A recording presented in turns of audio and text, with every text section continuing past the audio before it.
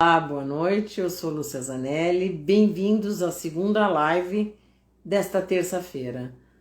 Gente, hoje nós vamos falar sobre um tema para as mulheres, mas também para os homens: feminicídio.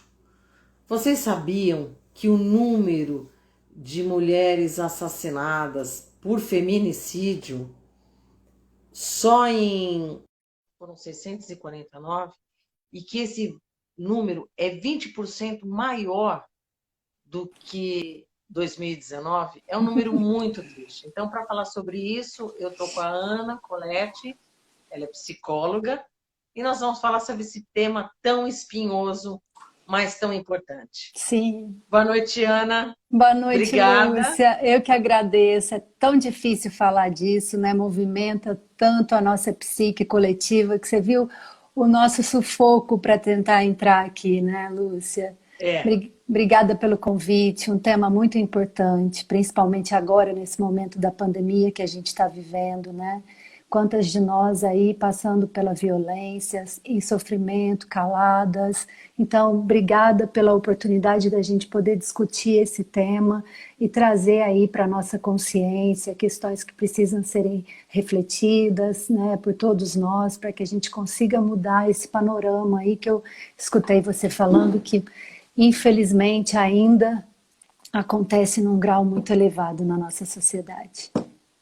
é muito alto e só em 2020 foram 105 mil casos de violência doméstica, segundo o 180, né?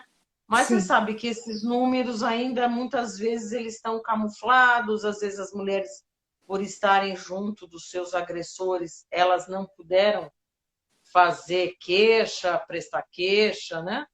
Agora fala para mim, Ana, o que leva uma mulher a ficar com um homem violento? Então, são inúmeros fatores, né, Lúcia? Infelizmente, é só complementando o que você falou, sim, é uma realidade muito dolorida, né? A maioria das mulheres sofre essa violência ainda calada. Então, esses números, eles realmente não representam o quanto de mulher que ainda está em sofrimento, né? É muito difícil quando uma mulher ela está numa relação violenta dessa. Na maioria das vezes a gente pensa, né? Mas se ela está sofrendo, o ideal seria que ela evitasse essa relação, né? Só que isso não é tão simples fazer. São vários fatores aí que incidem sobre a mulher, né? Culturais, sociais. Então a gente pode pensar, por exemplo, no primeiro fator que é muito grave, quando a mulher começa a promover esse rompimento da relação e o homem percebe isso, né? Às vezes ela se manifesta mesmo, ela diz para ele, eu quero me separar, e às vezes ele pressente mesmo todo esse empoderamento dela. E é aí que estão os riscos maiores, né? Porque ao esse homem sentir que ele está perdendo o controle sobre essa mulher, né, aumenta e muito a agressão a ela, né? Não só a ela, aos filhos também. Então isso gera muito medo e é um impeditivo para essa mulher, porque na hora que ela toma essa decisão, ela começa a fazer todos os trâmites e esse homem aumenta a violência e a ameaça, né? Então é muito difícil. Um outro fator que incide aí sobre as mulheres também, que a gente pode pontuar, é a questão que ela sente muita vergonha por estar, né, em um relacionamento tão violento assim. Nenhuma mulher casa para ter essa situação. Então imagina isso, né? Primeiro ela tem que fazer todo o rompimento desse ideal na cabeça dela, lidar com essa imagem que ela talvez tenha idealizado de um casamento feliz, de uma construção de uma família. Então ela tem que lidar com todas essas frustrações, fazer o luto de tudo isso, e ela se sente muito envergonhada e com muito medo também de tomar alguma decisão que não seja apropriada, né? Outro fator também que a gente pode colocar é essas situações aí de abuso acabam fazendo com que a mulher não tenha uma rede de apoio. O homem vai fazendo com que ela vá se isolando tanto da família quanto dos amigos. Então, para ela vai ficando cada vez mais difícil porque ela tem que suportar tudo isso muito sozinha, né? Então, ela ficando sem essa rede de apoio, isso ainda é um fator ainda mais decisivo e que contribui para que ela passe pela situação de violência porque ela não tem nenhuma perspectiva de saída disso, né? Então, alguns dos outros fatores também que incidem aí é que muitas das mulheres, elas apostam ainda na mudança de comportamento desse parceiro, né? O parceiro, Hum. depois que ele comete esses atos de violência, né, ele faz de tal maneira manipulativa ali com aquela mulher, ele promete mundos e fundos. Na maioria das vezes, esse homem até chega a se filiar em algum grupo, né? Se ele tiver problemas, por exemplo, com bebida, ele entra para os alcoólicos anônimos. Então, fica mesmo parecendo, ele faz juras de amor e ele passa por um período ali tratando ela muito bem. Então, fica realmente parecendo que houve uma mudança nesse comportamento, né? Mas não houve. Mas não houve. Esse também é um fator assim que é um complicador a mais para que ela consiga se separar, né? Um outro fator muito importante também é que existe, na maioria dos casos, mulheres que ainda são dependentes financeiramente desse homem, né? Então, como é que vai se separar se a mulher não consegue arcar com a família, não tem uma estrutura?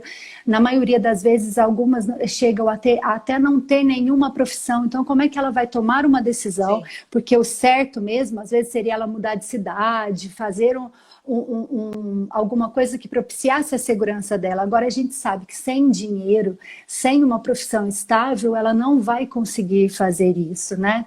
E existem também outras coisas que esse homem começa a fazer, né? Então, ele vai colocando impeditivos, ele faz chantagens com ela, ele diz que se ela se separar, ele vai pegar os filhos dela, né? Vai ficar com a guarda, porque ele é que tem o dinheiro, ele que conhece o advogado X, Y, Z. Ele diz que vai no trabalho dela, que vai mostrar algum vídeo, por acaso, que ela tenha feito com ele. Então, ele vai fazendo de uma maneira a enredá-la nessa teia, né? Por isso que, na maioria das vezes, a gente precisa ajudar essa mulher, criar uma rede de apoio para ela, para que assim ela consiga sair. Porque, Lúcia, eu vou te dizer que é muito difícil uma Ah, é mulher muito difícil. sozinha conseguir sair de uma situação tão arriscada assim, né? Então, esses são alguns dos fatores aí que a gente precisa pensar sobre eles e Por ajudar essa que que mulher. alguns homens são tão violentos, Ana? É Então, o que acontece? culturalmente? É dele? É instinto? O que que é isso? Porque, assim, o que eu vejo, que quando eu comecei a fazer matéria por outro veículo que eu escrevo, Aham, sobre violência doméstica, eu lembro bem de um promotor falando isso para mim. uhum, A violência doméstica, lembre-se, Maria Lúcia, a violência doméstica, ela é democrática. É do sim, pobre ao rico, sim, do favelado ao empresário, do faxineiro ao médico. E infelizmente, sim. eu até quando ele me falou isso, eu me assustei. Quando eu comecei a fazer as matérias, as reportagens, e foram anos fazendo sobre isso, eu vi que a história era desse jeito mesmo. Sim, Tanto que uma vez eu fui numa delegacia da mulher, e quando eu cheguei lá, a delegada falou assim: Maria Lúcia, eu estou com um problemão. Eu falei: o que foi, doutora? Ela falou: imagina, como é que eu vou prender? Eu tive que prender um homem de 86 anos por violência doméstica. O que aconteceu? Esse velho, esse idoso, ele mudou com a esposa para um outro lugar. E ele batia nessa mulher. Só sim, que os vizinhos ali não aguentaram, deram sim, parte. sim. Que bom que ela E teve esse aí o que apoio. aconteceu? Sabe o que ele falou para a delegada? Ah, mas eu bato nela. Acho que ele era casado desde os 18 anos. Eu bato nela há 70 anos. 60 anos. Pai, 60 anos. Sim, E agora, isso? E nem os filhos se metiam. Quer em- dizer, era um círculo de horrores. Aí tiraram essa senhora. Ela estava muito machucada. nossa, Aí teve uma outra também, um outro caso muito triste, que foi muito emblemático, que eu fui conversar com a agressora, que era um projeto que tem da doutora Gabriela Mansur, que é sobre para tratar os homens que são violentos, porque está previsto ali sim. Maria da Penha. sim, E eu lembro bem desse pedreiro falando isso para mim. Ele era um pedreiro. Ele pegou e falou assim: Ah, dona, eu só descobri aqui que violência, que é o que eu fazia violência, era que o que eu fazia com a minha família era violência. Para mim, violência é dar sim. tiro na rua. Que o que ele fazia? Ele recebia na sexta-feira, geralmente, né, eles recebem na sexta. Só que quando ele chegava em casa, ele já estava sem dinheiro e bêbado. Nossa, E ele batia do cachorro aos filhos, à mulher, em quem estivesse na frente. E uma das vizinhas se encheu e foi se meter. E ele pegou, bateu nessa vizinha. E foi essa vizinha que deu parte dele. Porque a mulher não sim. fazia isso. E aí ele foi incluído nesse programa, aí depois a mulher se separou e tal. Mas assim, você vê o grau da pessoa dele falar isso para mim. Ele falou, para mim, violência é dar tiro na rua. O que Sim, ele fazia era normal, sim. né? É Então, a justamente minha isso, pergunta né? que eu falo para você como psicóloga é o seguinte: por que os homens, alguns homens, não são todos, são Sim. tão violentos? Porque eu vejo homens jovens também matando as namoradas. Sim. Em primeiro lugar, para responder essa pergunta sua, eu vou te dizer que ainda os pesquisadores, né, nós psicólogos, os médicos, ainda não conseguimos definir um perfil desse homem violento, né? Quem ele é, o que acontece com ele, a gente caminha para isso, mas justamente pela homogeneização da situação. O que significa isso? Que é aquilo que você trouxe, né? A violência, ela não tem cara, nem credo, nem religião, nem cor, nada disso. Ela acontece em todos os níveis.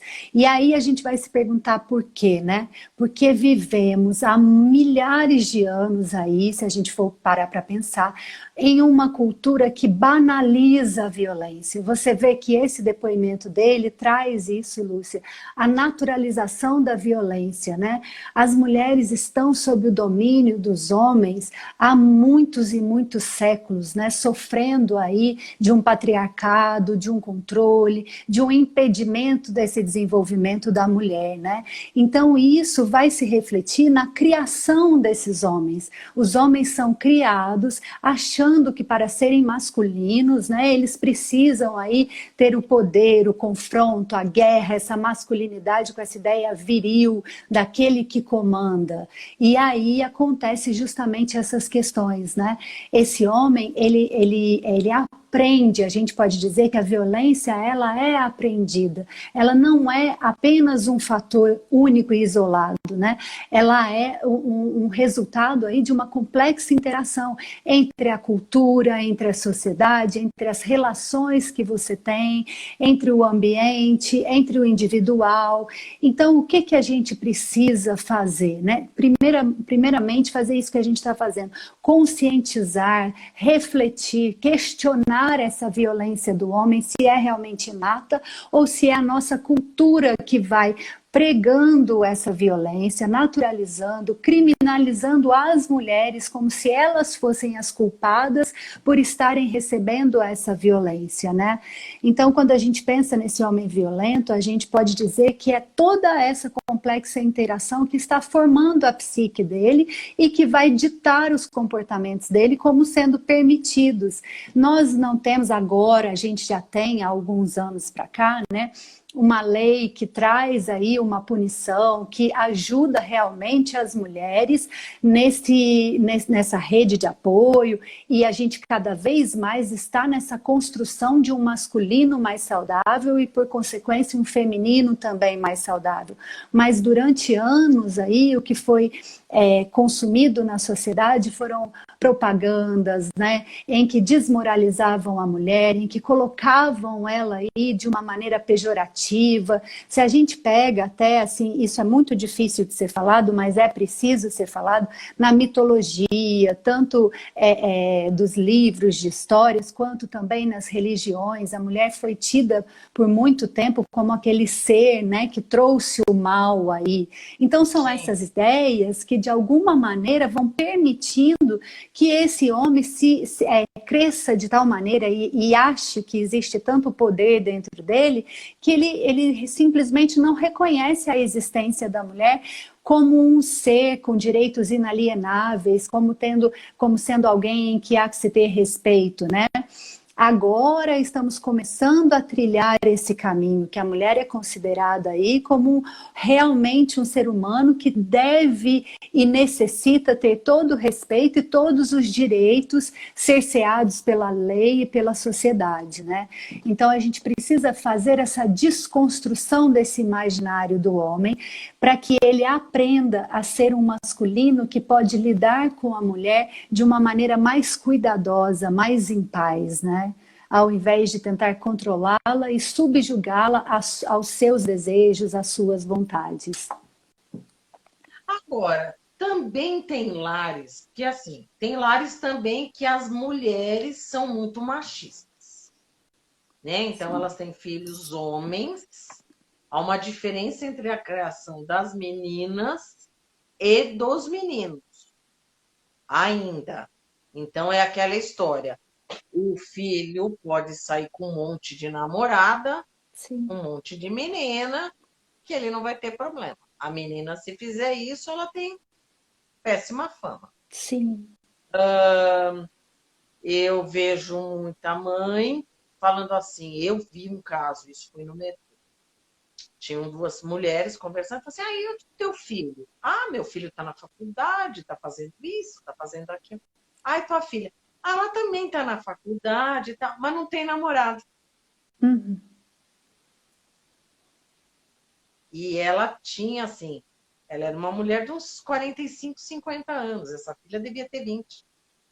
Quer Sim, dizer, muito a nova. menina tinha tudo isso igual o rapaz, mas não tinha namorado. Sim. Então, também tem essa, né? Sim.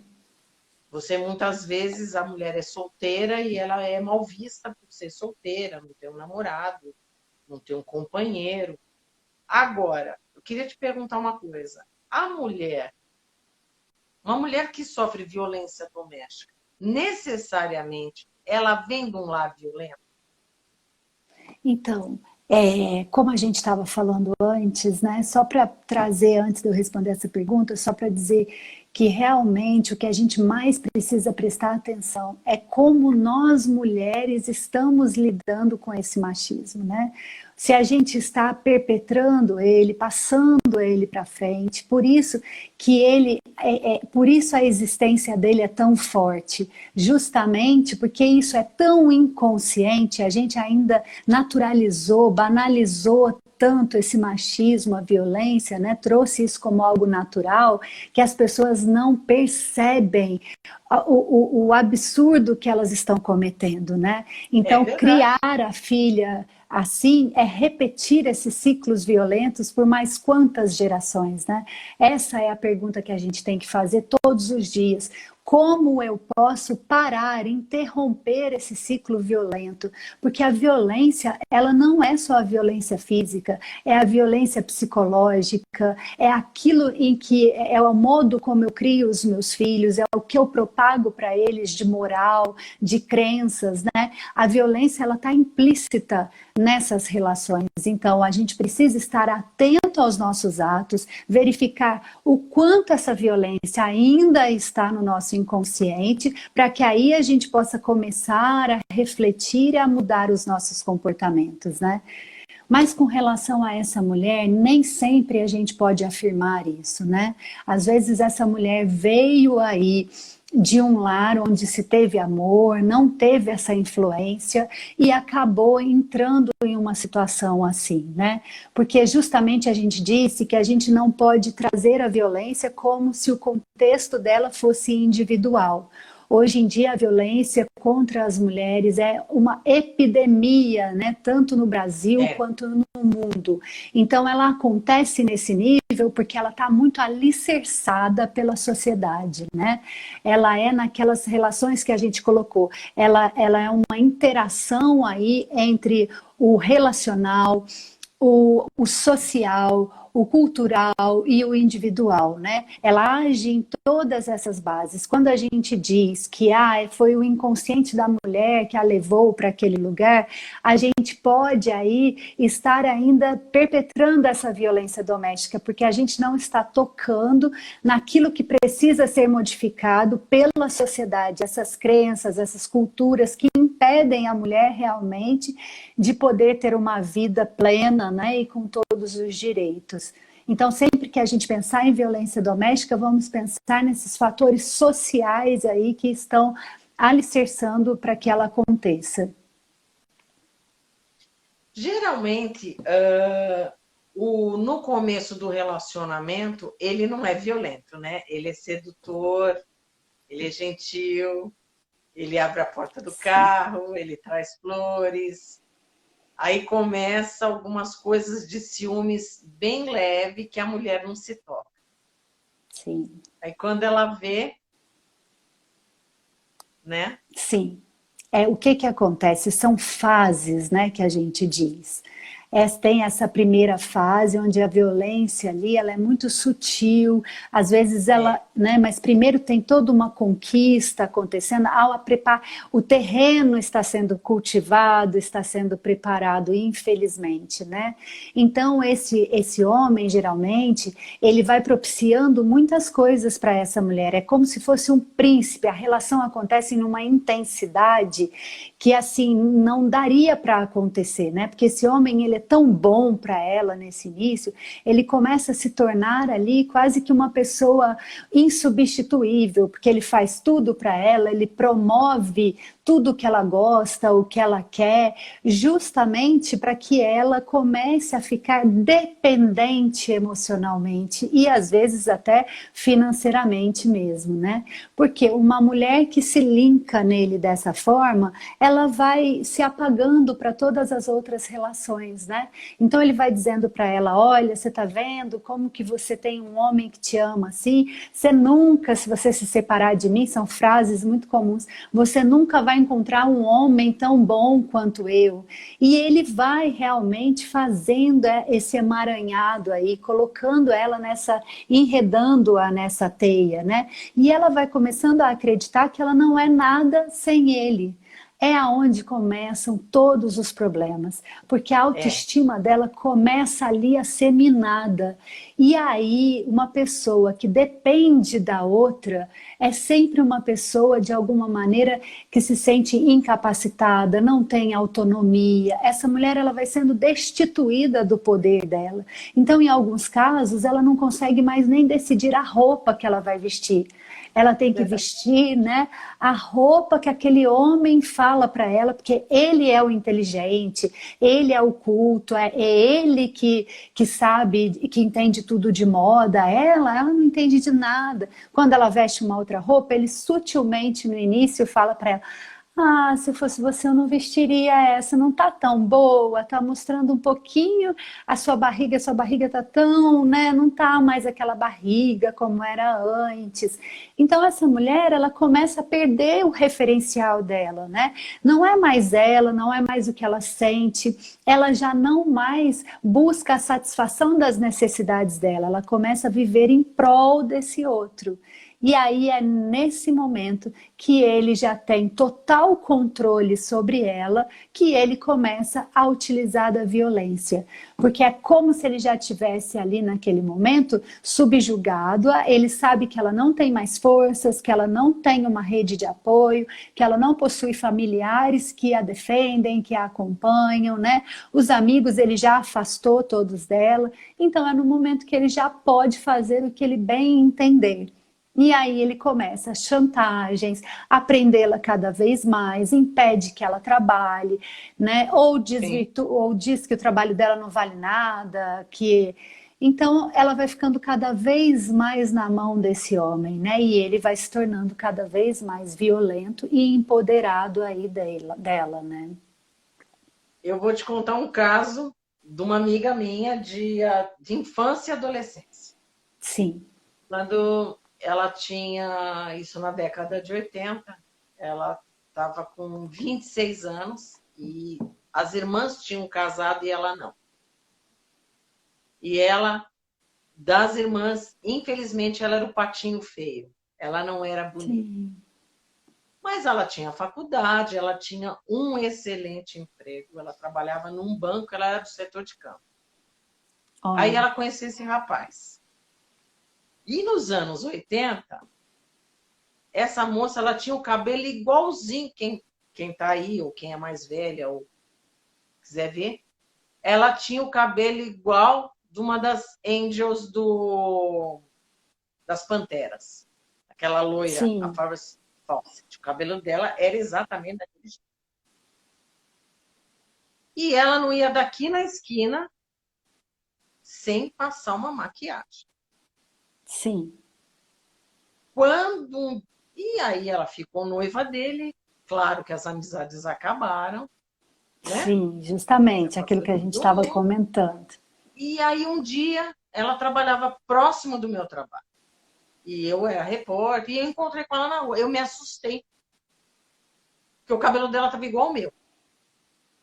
Loiro, tudo, mas cortado igual ao meu. Ela estava sem maquiagem, sem esmalte. Sim, Falei, nossa, Maria. Não vou dar o nome da pessoa, sim, né? Nossa, Maria.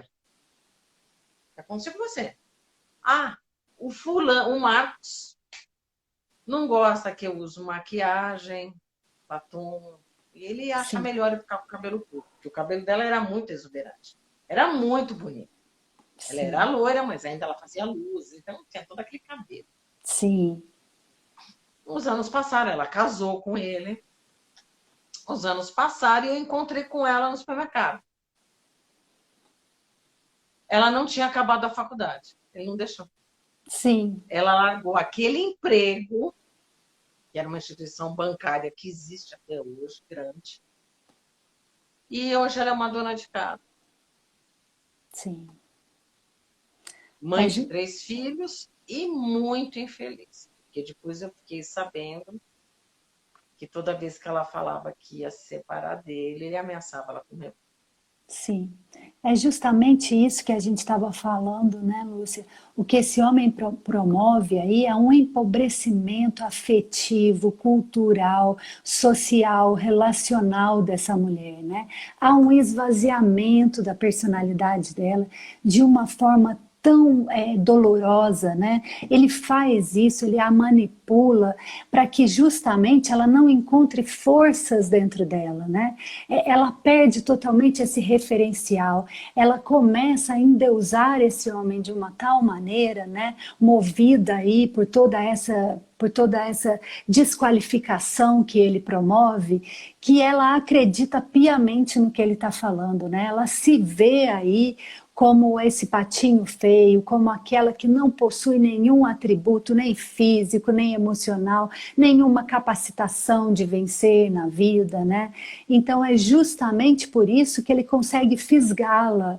E aí ele vai mantendo ela, porque uma pessoa que não confia nas suas habilidades é uma pessoa que vai se colocar a par de toda a sociedade, né? Ela vai ficando cada vez mais introvertida, cada vez mais sem ação, para que ele consiga exercer todo o controle, todo o domínio, né? Então, infelizmente, essa é uma realidade que ainda habita aí, né, uma grande parcela da nossa população aí de mulheres, não só aqui no Brasil, né, mas no mundo inteiro aí, passando por essa violência aí, né, a sua subjetividade, a construção de perspectivas, né, por um domínio aí do patriarcado que a gente vê há milhares e milhares de anos aí. Além disso, existem alguns componentes que podem agravar a violência do homem? Por exemplo, o desemprego, o álcool, a droga. Isso potencializa? Então, voltando naquela explicação que a gente estava dando de que a violência é um resultado aí complexo dessa interação entre o ambiente, né, entre a comunidade, que é a cultura, entre as questões particulares desse indivíduo e entre a sociedade, o social, como as normas, as leis que se aplicam, né? Vamos imaginar, por exemplo, que esse homem tem aí alguma questão particular aí que ele desenvolveu na vida dele. Vamos dizer que ele é um homem muito impulsivo, né? Que ele possui esse caráter. Mas se esse homem aí, talvez, essa é uma suposição, isso pode acontecer como não pode, né? Mas imaginemos que esse homem aí tem uma relação aí com os vizinhos, com os familiares, com os amigos, eles constituem uma forte rede de apoio para ele, né? Então até esse caráter dele que já existia, psíquico aí, pode ser que não chegue a se desenvolver, porque ele tem todo o apoio, ele está aí inteirado com amigos, ele participa de grupos, de ações religiosas, por exemplo, que vão minando essa questão e ele vai aprendendo a lidar com essa impulsividade dele. E o contrário disso também pode acontecer, né? Ele pode ser uma pessoa que não tinha nenhuma questão específica psíquica e de repente está em um meio que propicia, tem uma criminalização muito grande, né? Ou acontecem eventos muito dilacerantes ali para aquela população, está exposto a muita violência, né? Ao desemprego. Tudo isso pode sim começar a gerar nele esse fator aí e levá-lo para a explosão dessa violência, né? Mas o que é preciso a gente entender é que isso são suposições, nem sempre essa norma bate, né? Ou seja, às vezes a pessoa pode estar com alguns componentes psíquicos alterados, estar em um ambiente que propicia a violência e mesmo assim ela não vai ser um propagador dessa violência, né? Por isso que quando a gente fala, é preciso sempre a gente relacionar todos esses itens, né? Para que a gente trate essa violência aí de uma maneira a se pensar em estabelecer leis mais punitivas, em estabelecer também tratamentos para que esse homem possa procurar ajuda antes que essa violência o consuma, né? A gente tem que tentar fazer aí um alicerce para que essa violência não seja aprendida, como a gente disse no início da live, né, que o homem ele não nasce violento, né, ele aprende a ser violento. Então, para que a gente torne aí a sociedade cada vez mais despotencializada dessas crenças violentas, para que esse indivíduo possa vir a ter uma passagem aí durante a vida dele de maneira mais harmônica, né? Então, você falou em tratamento. Existe tratamento para homens violentos? Sim, Lúcia, a gente precisa acreditar nisso, né? É claro que o principal nesse momento é a gente dar todo o apoio e suporte para as mulheres, para que elas consigam sair dessa situação. Mas se a gente desacreditar desse tratamento, a gente vai estar sendo justamente refém de toda essa violência, né? Existem tratamentos, sim. Os homens precisam estar participando desse tratamento. Hoje em dia, a gente também precisa elucidar que muitos dos homens já estão construindo uma masculinidade mais saudável, sem estar associada aí a essas questões da violência, dessa virilidade a todo custo, né, dessas emoções descontroladas aí. Então é preciso que a gente una as forças, né, que o poder público estabeleça aí projetos que cada vez mais potencializem a discussão, a reflexão, né, do que é o feminicídio, do que é esse sofrimento da violência doméstica, para que a gente possa começar a aprender uma nova maneira de se relacionar, né?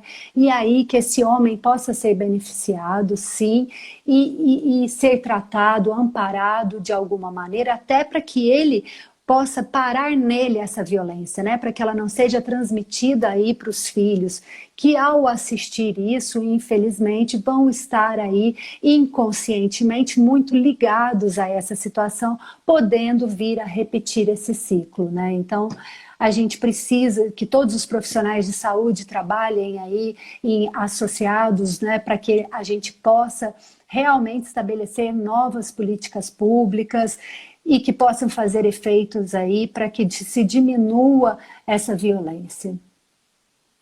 E qual o impacto da violência doméstica nas crianças e nos adolescentes? É gigante, né? se a gente começa a perceber assim, desde muito pequeno, já se é possível verificar esses sintomas, esses sinais que são muito claros, né? A gente vê quando a criança, por exemplo, começa a regredir as fases, né?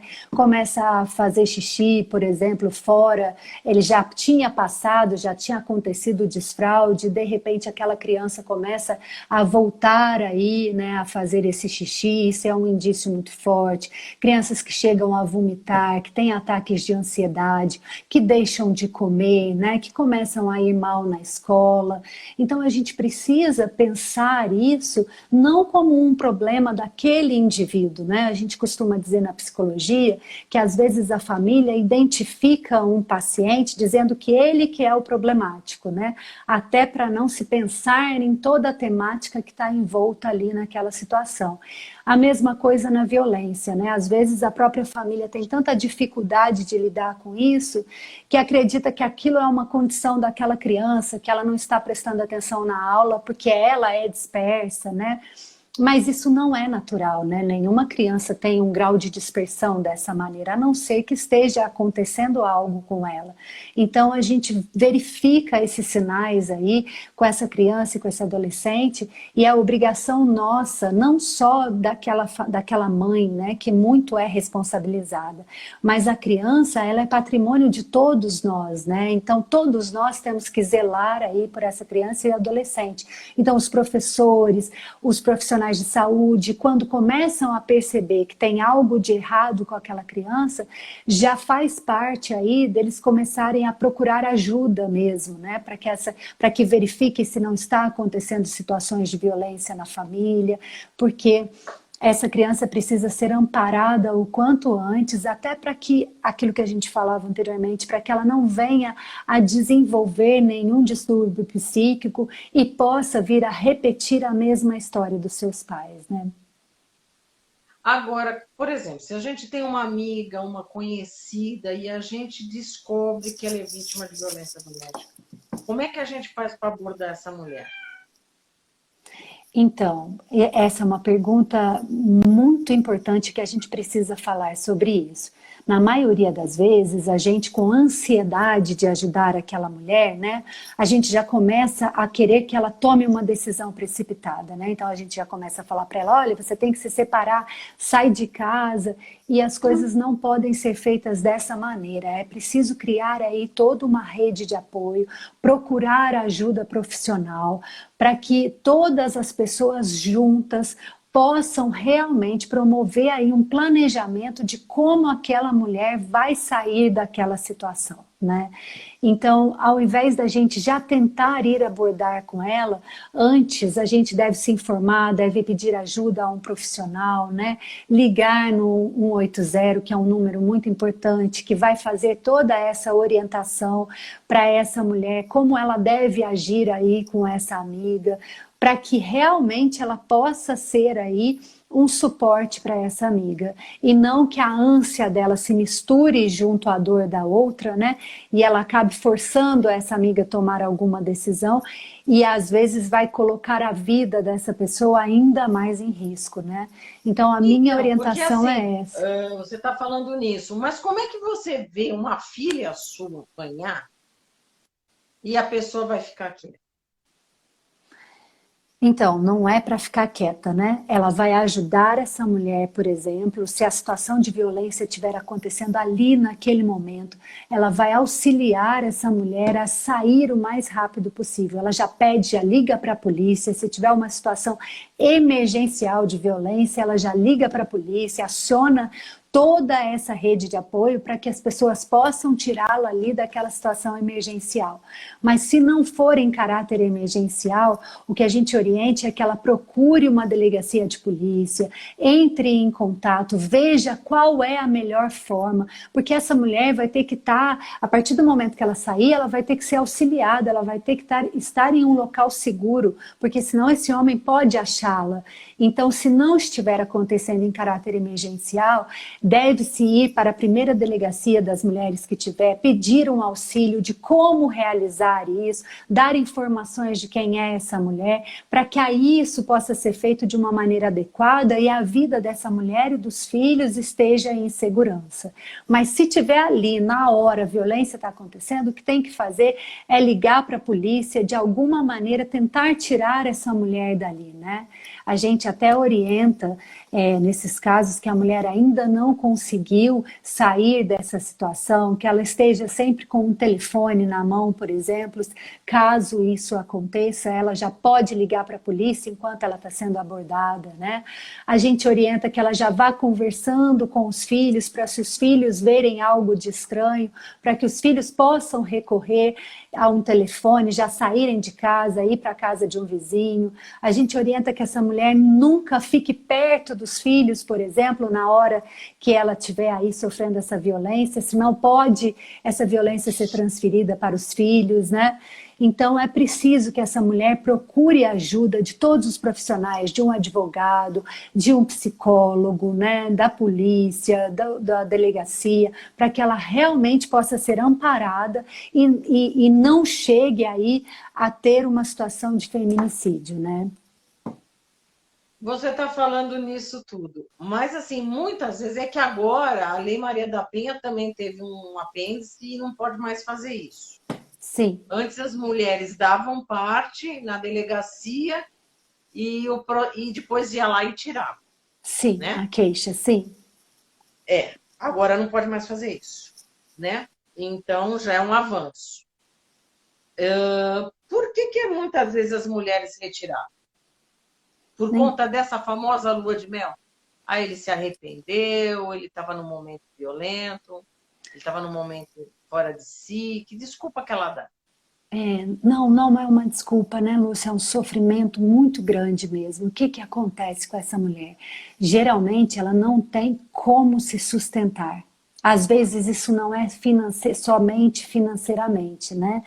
Às vezes ela está ainda nesse processo de dependência emocional, muito vinculada a esse homem. Lembra que a gente falou no início que ela fica com a autoestima minada, que ela não acredita em si, e muitas vezes esse homem foi promovendo essa violência de uma maneira tão manipulativa em que ele disse para a mulher que a culpa dele chegar àquele movimento descontrolado era dela, que ela que incitava nele. Então é uma teia muito grande, porque essa mulher realmente ela não acredita que ela pode sobreviver sem aquele homem. Eu vou fazer uma analogia aqui que eu acho muito importante a gente pensar, que em casos de violência com criança também, por exemplo, né? Às vezes a criança apanhou muito daquela mãe ou daquele pai, e aí mesmo assim o conselho tutelar lá na porta, né, tentando pegar aquela criança, mas aquela criança, ela tem um laço, um vínculo tão forte de dependência com aqueles pais, que mesmo ela tendo apanhado, estando toda marcada, ela ainda segura fortemente naquela mãe e não quer ir com o conselho tutelar. Você percebe que essa dependência emocional, ela tem um prejuízo tão grande na vida das pessoas, porque realmente você não consegue acreditar que vai ser possível, você não tem perspectivas para a sua vida. Aquela dependência, ela te liga tão enormemente àquele agressor, que mesmo você tendo sofrido tudo aquilo, você ainda acha que ele é o melhor caminho. Então é um nível de sofrimento muito grande, é um não conseguir mesmo se desvencilhar, né? Por isso que essa mulher precisa estar amparada por uma rede de apoio que vai justamente fazer essa proteção para ela, que é uma proteção psíquica também. Vai dizer para ela, olha, você vai conseguir, olha esse caminho aqui, olha essa possibilidade, olha essa perspectiva, né? Tirá-la justamente desse lado sombrio, dessa incapacitação que está gravada aí na psique dela, né? Essa rede de apoio é esse lugar que vai mostrar para ela que é possível ter uma vida saudável, que ela não precisa estar naquela vida de sofrimento, que há possibilidades. É difícil, mas é possível com a ajuda de uma rede de apoio. Eu queria te agradecer imensamente. Eu adoro conversar com você. Oh, Quero Lúcia, muito agradecer obrigada. todas as pessoas que estão aqui. E eu queria que você deixasse o teu endereço nas redes sociais, Colette.